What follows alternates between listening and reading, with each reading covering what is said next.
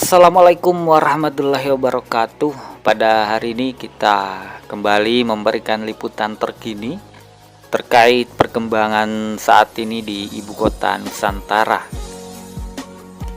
Hingga saat ini di IKN masih terus banyak pengunjung yang berdatangan setiap harinya. Seandainya dijadikan bisnis, tentu di IKN ini banyak pemasukan nih. Namun pihak pemerintah sudah berkomitmen bersama dengan otorita IKN bahwa IKN ini adalah ibu kota Nusantara yang tentunya menjadi panorama baru untuk dilihat langsung di IKN. Dan meskipun bukan destinasi wisata, tetapi IKN kerap dikunjungi oleh masyarakat untuk melihat suasana dan perkembangan pembangunan mega proyek di lokasi ini. Dengan bermodal tata kelola gedung dan pemandangan yang unik, IKN menjadi salah satu lokasi incaran untuk dikunjungi oleh masyarakat, sama halnya yang dilakukan oleh Dinas Pariwisata Provinsi Kalimantan Timur. Dari Kabid Pengembangan dan Pemasaran Pariwisata Dispar Kaltim, Restiawan Baihaqi mengatakan lewat konsep Green City, IKN ini berhasil mengambil hati masyarakat karena memiliki suasana dan arsitektur yang menarik.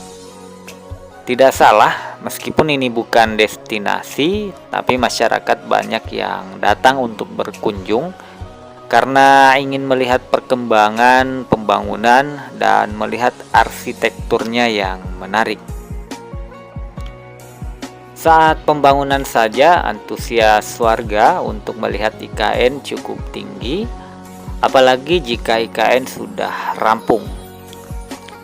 Tidak tahu nanti kalau IKN sudah jadi seperti apa, tapi yang jelas kita harapkan masyarakat yang berkunjung bisa menaati aturan yang sudah dibuat oleh otorita IKN. Jadi masyarakat berkunjung ke IKN juga dikarenakan penasaran dengan suasana pembangunan, dan tentunya mereka ingin mengabadikan momen. Biasanya yang paling sering itu di depan Istana Negara. Yang di belakang Istana Negara ini kan ada bangunan Istana Garuda yang menyerupai burung Garuda. Jadi ketika mereka sampai di sana, tentu tujuan utamanya adalah berfoto di depan Istana Negara ini. Karena masih tahap pembangunan, jadi pemandangan dan suasana IKN tentunya masih belum terlalu maksimal. Yang nyata masih terdengar ya kegiatan pembangunan di lokasi. Kemudian beberapa alat berat dan unit tower crane juga tentu masih beroperasi di sekitar lokasi IKN ini. Kemudian di IKN saat ini untuk pengunjung itu sebenarnya dibatasi ya, sekitar 300 orang info akhirnya. Namun dihimpun dari otorita IKN itu mencatat bahwa di IKN kini mulai ramai dikunjungi oleh wisatawan.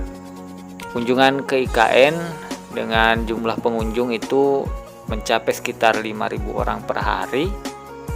Saat ini wilayah IKN tidak hanya sebagai pusat pemerintahan, tetapi juga sebagai destinasi wisata.